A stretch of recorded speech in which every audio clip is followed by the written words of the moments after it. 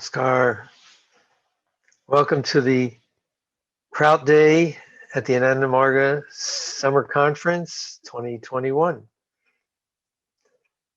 This is going to be a talk about the social theory of Prout, which is comprised in the 5th chapter of the Ananda Sutram.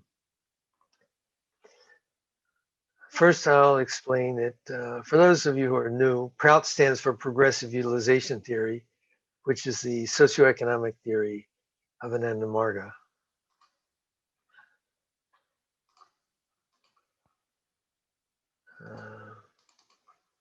There we go. So the 5th chapter of the Ananda Sutram contains 16 sutras that relate to Prout. And the first part of that chapter relates to the social theory of Prout, and the second part of the chapter relates to the economic theory of Prout. So this talk, in this talk, I will talk about the first part of the chapter, that is the social theory of Prout. So the social theory is also called the Samaja Chakra. Samaja means social, chakra means wheel. And so there's a wheel or a cycle of social evolution in society throughout history. So the first sutra we get to is Varna Pradhanata Chakra Dharyam. In the movement of the social cycle, one Varna is always predominant. So what does this mean? Varna means color, in this case, mental color. There are 4 mental colors according to our philosophy. And here color means it's not a real color, it's a mental tendency. And these types of tendencies are present in almost every human being, but in each person, one of those tendencies will dominate. And in the society, the collectivity of those tendencies will also dominate from time to time in any particular society. So if you note on this slide, there are colors there. Those colors are not actual mental colors, but are just listed for illustrative purposes. So these mental tendencies, they have something to do with the way people relate to the world around them. Basically, how do you control your environment? Now, the Shudra is basically almost a non-category, because the definition of the Shudra psychology is not someone who controls their environment, but someone who is controlled by their environment. That is, they don't have any capacity to control their environment, but they are controlled by it, whether it's in their social environment or even physically through their bodies. So the predominant characteristics. Oops, sorry about that.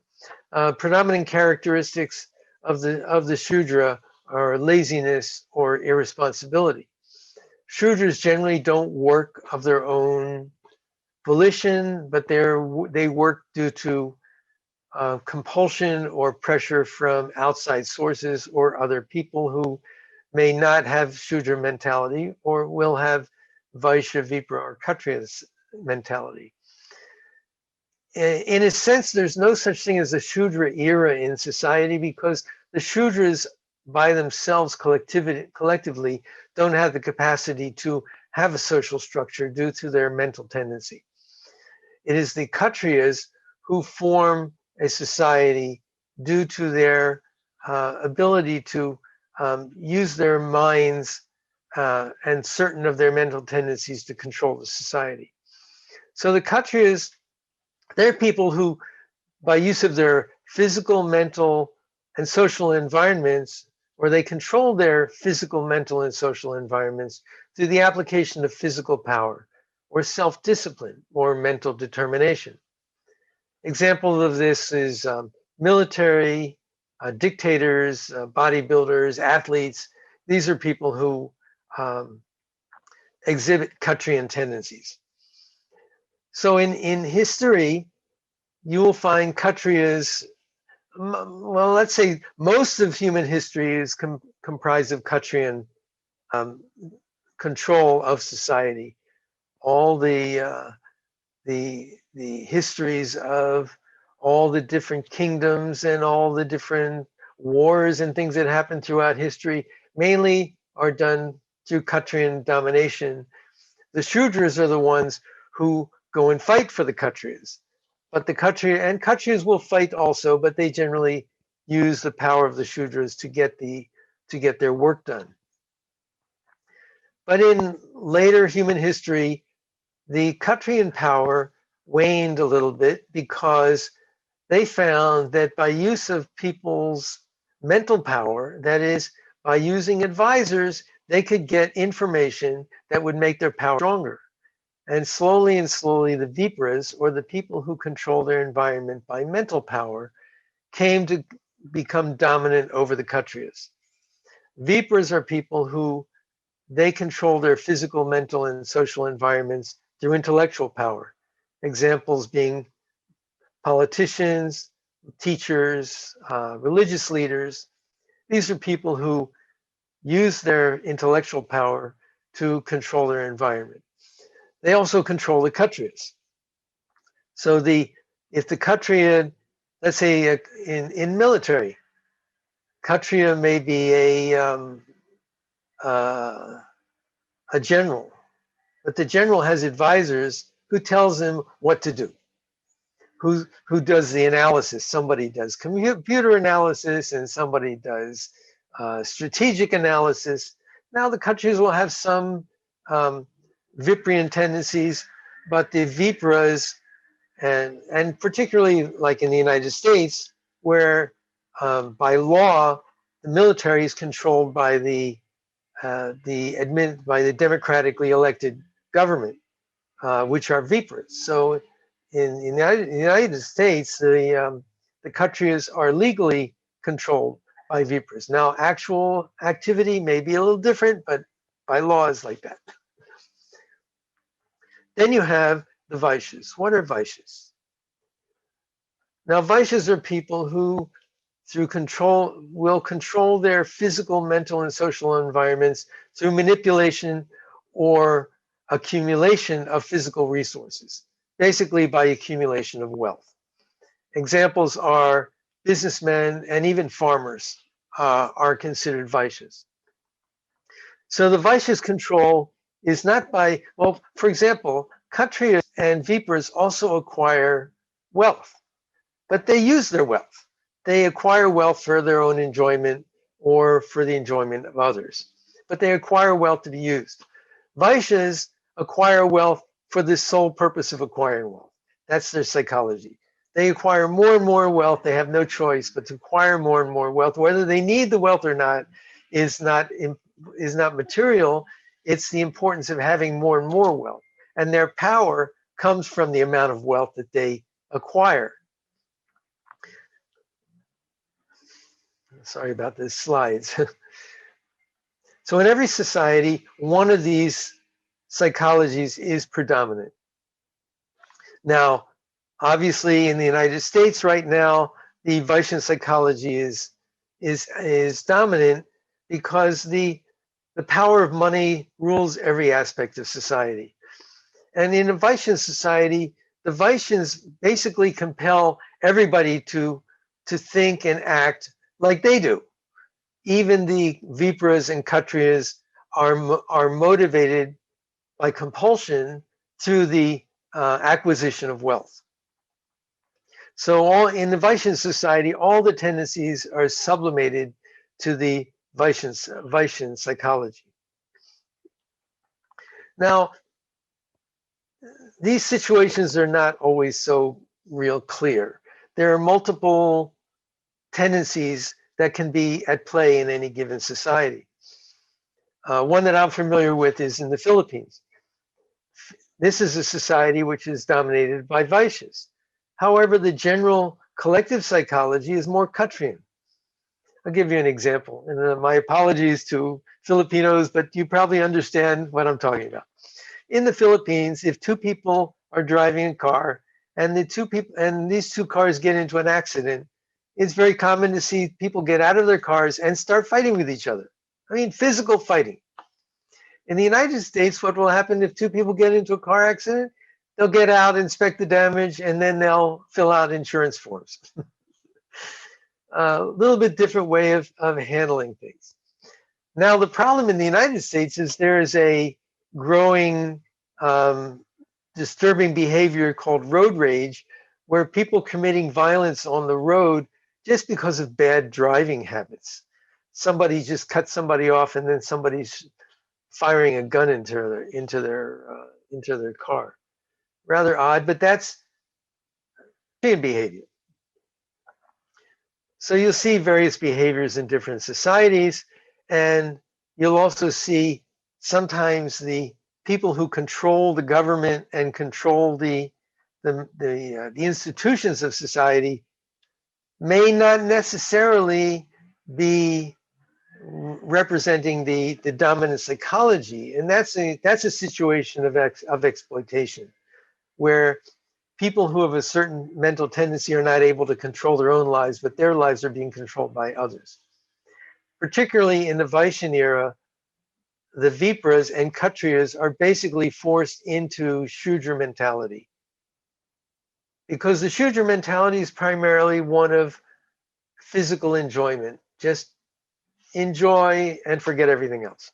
Just eat more and have fun and nothing else. And so the Vaishyas sort of force everybody else into this kind of Shudra behavior or Shudra psychology, where they're basically, everybody's just working for the Vaishyas.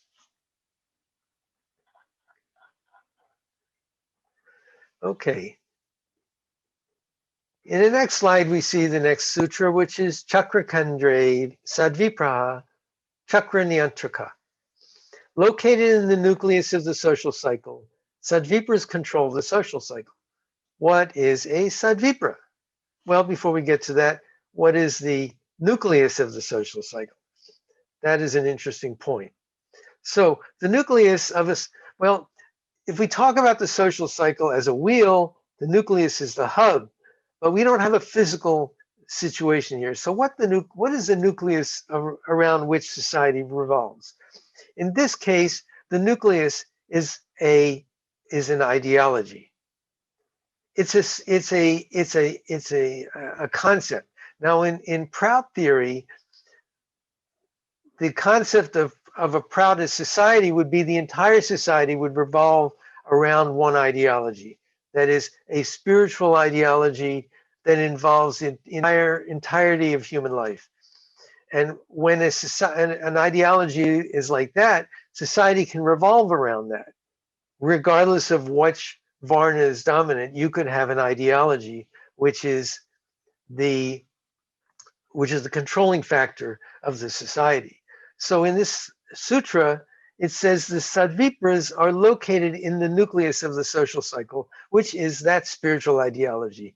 Those people who are established in that spiritual ideology, they can be Sadvipras. So what type of psychology does a Sadvipra have? A Sadvipra is a person who embodies all the psychologies of all the Varnas, whether it's Shudra, Kshatriya, Vipra, or Vaishya. But they exhibit all the good qualities of those psychologies. That is, they can work hard, they can be courageous, they can be intellectually strong, and they can be well organized in the society. So why do we need Sadvipras? Yeah, society's been moving like this for thousands and thousands of years. Why do we need Sadvipras? Because when society moves and the social cycle changes, we don't always get a better society.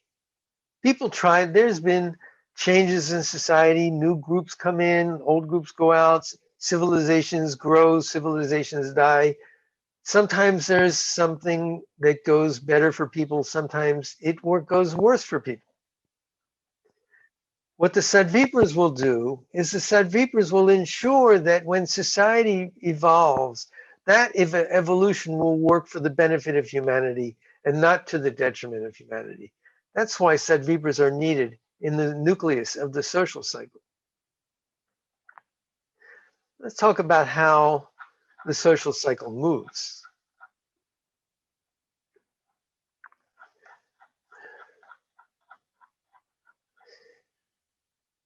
In the American Revolution was led primarily by farmers and small businessmen. It was a Vaishyan movement against the colonial rule of England. However, in the United States Constitution, the words starts with the words "we the people." However, when that Constitution was written, people of color, women, and various other categories were left out of that term "we." It took a very long time and much changes in the society for other groups of people to become included in that. So where there was a change in the society, that is removing the domination of England or the exploitation of England over the colonies, it wasn't necessarily an independence for everybody. Had there been Sadvipras, and Sadvipras had led that revolution, those people would have been included. So Sadvipras, how do they control the social cycle? They control the social cycle by their physical, mental, and spiritual force, and they do that through things like anti-exploitation movements. So when the Sadvipras see exploitation in the society, they organize people to fight against that exploitation. So how do we recognize Sadvipras? Where do they come from? You know, Sadvipras are not appointed by the Secretary General of Pradesh Universal. They're not appointed by the General Secretary of Ananda Marga. And Sadvipras won't carry an ID card, and they're not a secret society. Sadvipras will be recognized in their own communities. They won't live in the mountains and waiting to be called when the society falls apart and they need help. They'll be integral members of their own society. And by their conduct and activity in that society, they will be recognized as leaders when the time is needed. So how does one become a Sadvipra? Well, there's an application form. It's called 16 Points Chart.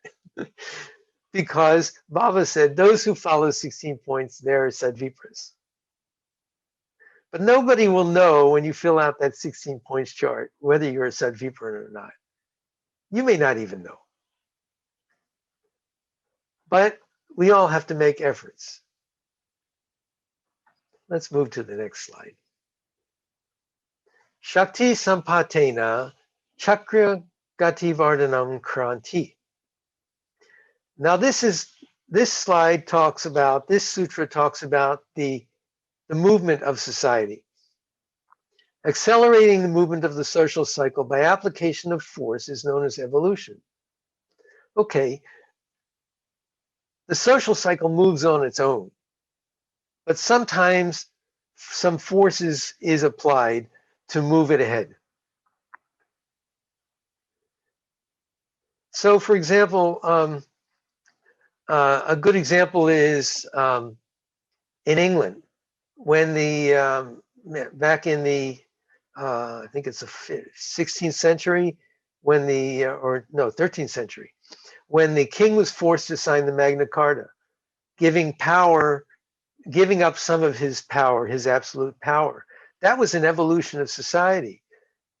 Nobody pointed a gun to the king to force him, or pointed at whatever they had at the time at the king, to force him to sign the Magna Carta. It was done through pressure of circumstances, through political and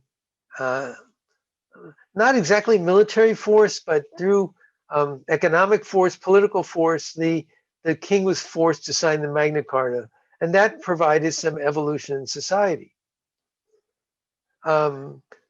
Even in the United States, when women got the right to vote, that it was an evolution of society. It didn't happen through it didn't happen with just people sitting around waiting for it to happen. There had to be a lot of protests. There was a lot of activity that was done to achieve that goal of gaining the right to vote. And those protests were actually application of force. Force doesn't necessarily mean violence. It means to do something to compel somebody to do something. That's an application of force. And in this case, that causes evolution of society.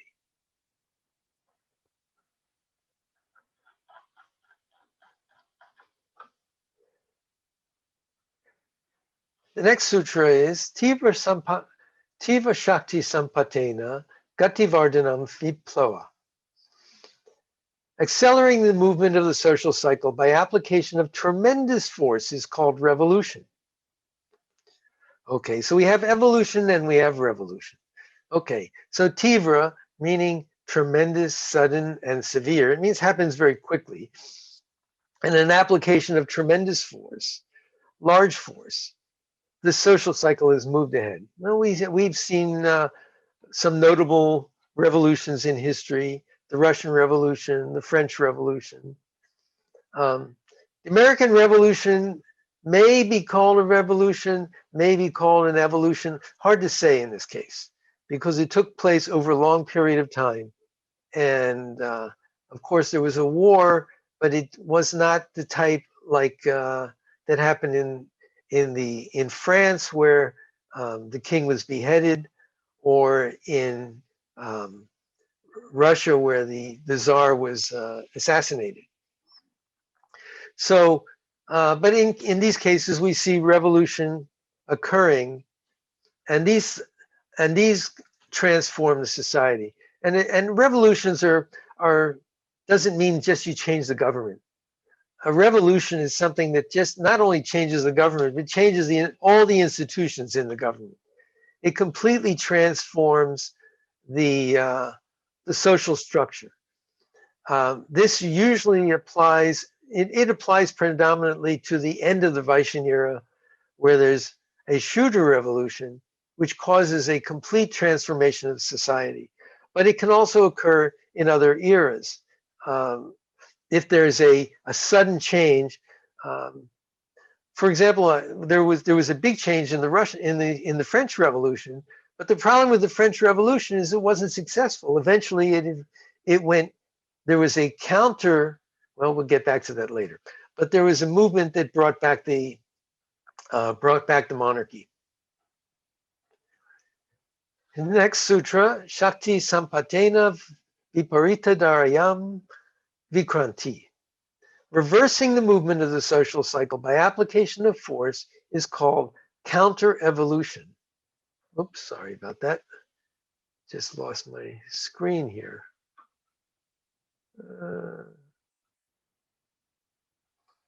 Just a minute.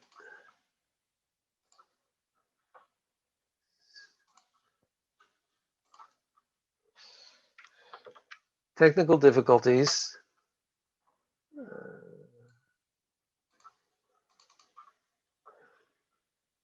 Okay, let's get back to where we were. Okay.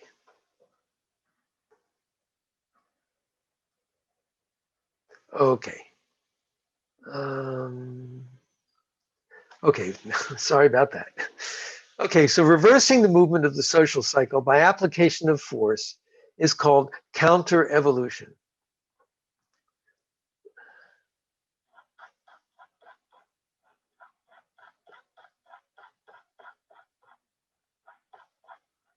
So sometimes things go backwards. It means that the movement of society doesn't always move in the forward direction. It can move backwards. Well, you can have a democracy devolve into a into a dictatorship. It can, and that can be done by democratic means. People will elect someone who basically takes over the reins of government and forms a dictatorship.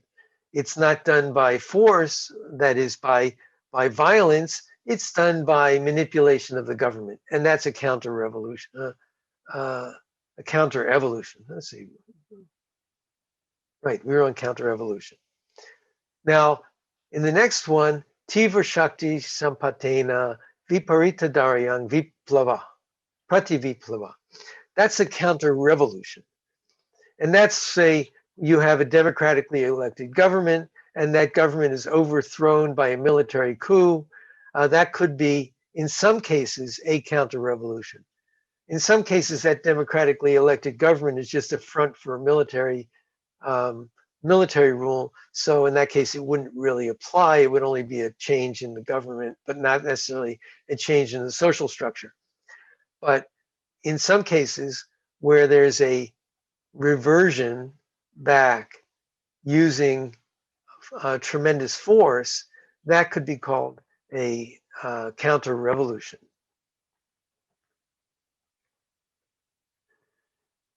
And in the next slide,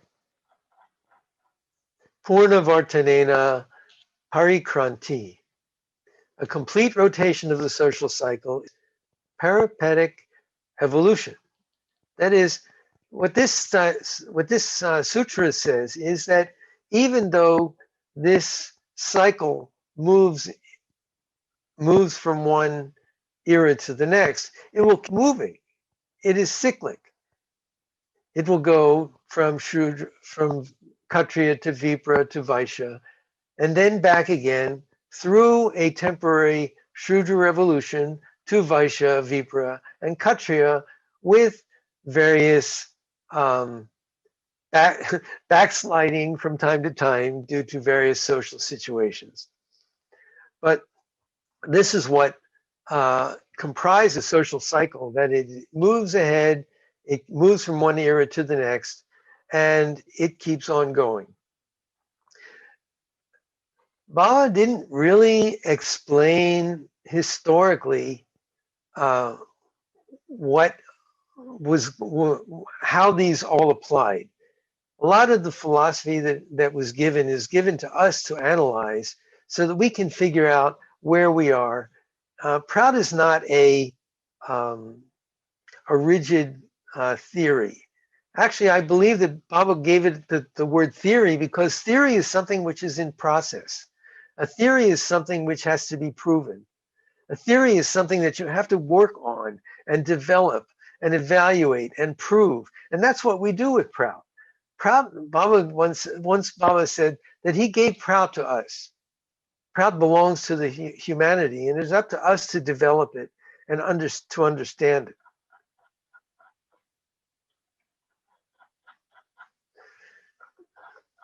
So this is the way our society moves, and the theory of Proud is that what we want to see is Sadvipras to come into being so that we so this social cycle can be controlled for the benefit of humanity. So far, this social cycle has been moving, and most of the time, there's been a lot of suffering involved in that movement. That doesn't have to be.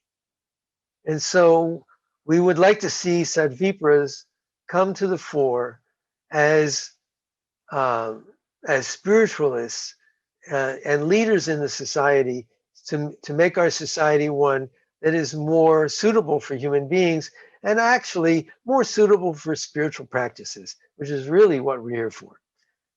So with that, I am finished with the first part of the Ananda Sutra, the 5th chapter Ananda Sutram, and I thank you all for listening. And unfortunately, I can't answer your questions, but I think Dada Vimalananda will be able to answer your questions at the end of his talk. Thank you, and namaskar.